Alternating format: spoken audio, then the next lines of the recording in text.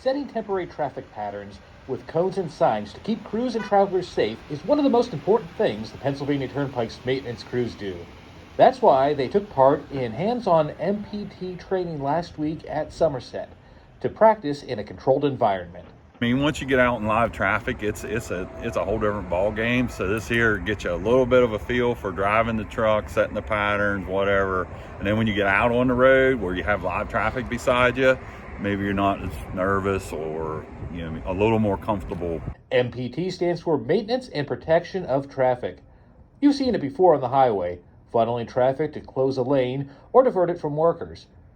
For some in the training session, it was a brand new skill. For others, it was a refresher. Here's what a few of them had to say about the training. It's important to have this kind of training.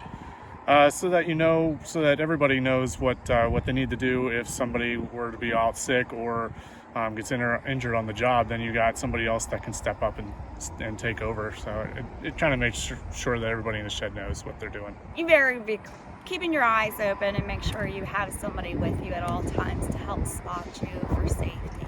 That's the main thing. I'm taking away the different things that the maintenance crew does.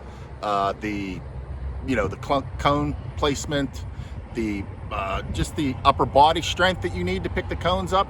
You always have a buddy on the truck that you need to do. Safety is very key out here.